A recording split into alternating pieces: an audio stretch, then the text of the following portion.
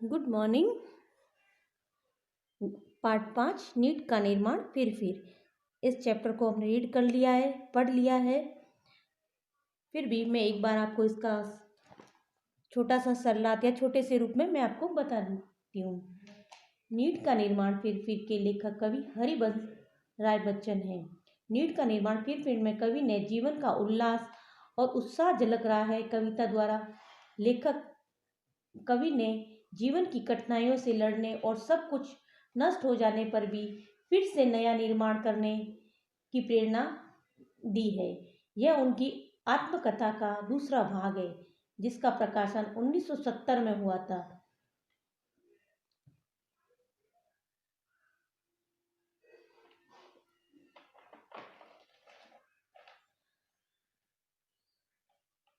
कविता की पंक्तियों को पूरा कीजिए, ये हमने कर लिया है। अब ये देखिए, निम्न पंक्तियों को का सरलात कीजिए। रात के उत्पात भय से भीत जन जन भीत कण कण, किंतु प्राची से उषा की मोहिनी मुस्कान फिर। इसका सरलात लिखना शुरू कीजिए। भावार्थ देखो, मेरे साथ साथ लिखोगे। जब अंधेरी रात में बारिश के मौसम के समय काले बादल छाए रहते हैं।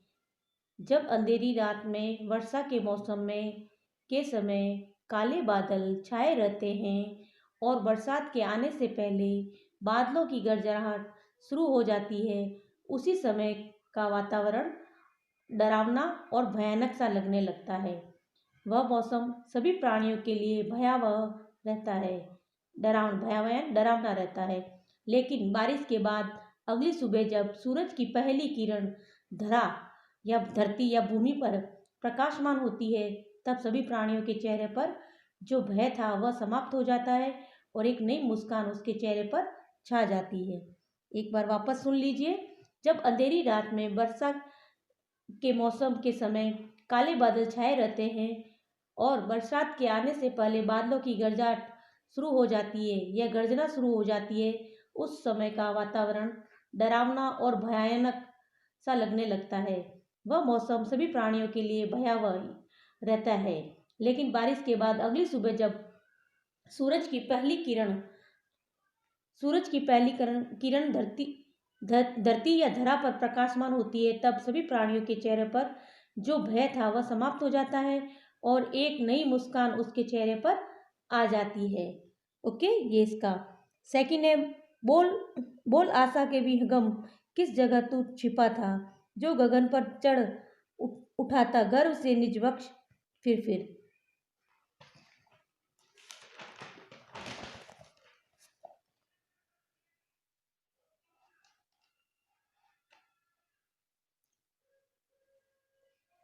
आशा का विहंगम, आंधी तथा तूफान अनगिनत बार बार पक्षियों के घोंसले को नष्ट कर देते हैं।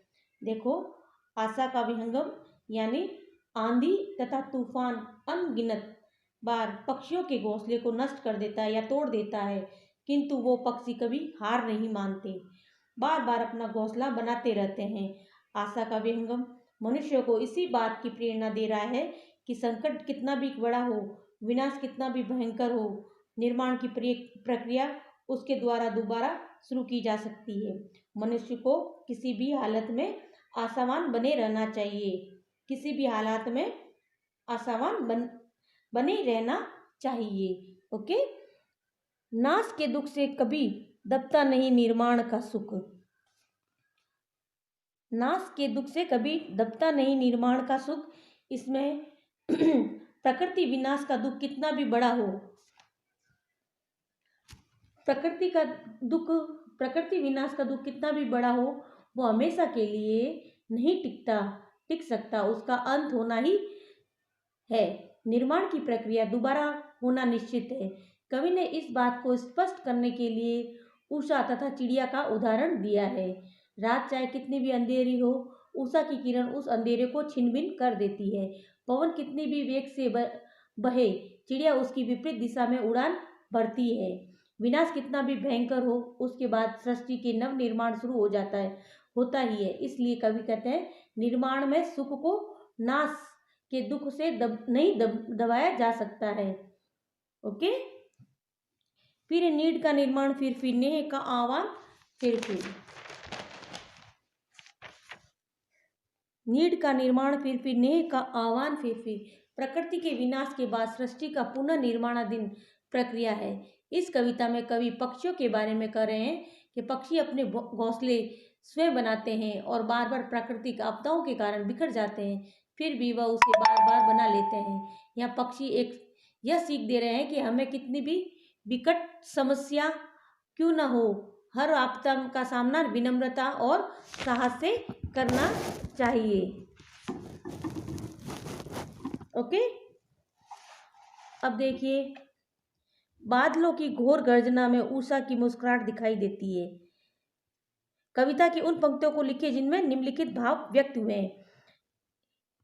ये लाइन दे रखी है, इस कौन सी कविता में कौन सी लाइन है इसमें, देखो इसकी फर्स्ट, यहाँ से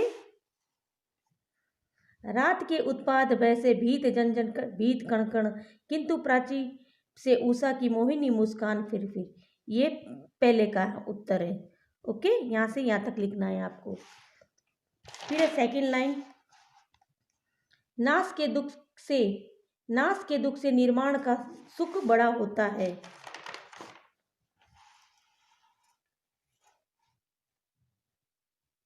बोल आशा के विंगम, किस जगह तू छिपा है, जो गगन पर चढ़ जात उठता गर्भ से निज वृक्ष फिर यहाँ से यहाँ तक लिखना है आपको।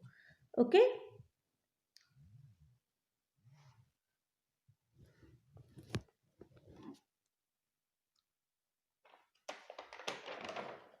फिर ये प्रलय काल में चारों ओर जो शांति छा जाती है, उसी से सृष्टि का गान फूटता है। इसका ये वाला यहाँ से होगा, नाश के दुख से कभी दबता नहीं निर्माण सुख, प्रलय की निस्तब्धता से सृष्टि का नवगान फिर। Okay, first, second and third, ये तीनों। ओके, ये आपका होमवर्क है जो मैंने अभी बताया बोल के, ये आपका होमवर्क है। ओके, बाकी इसमें आपको कुछ नहीं करना है। अपने 5 चैप्टर कंप्लीट हो गए इसमें।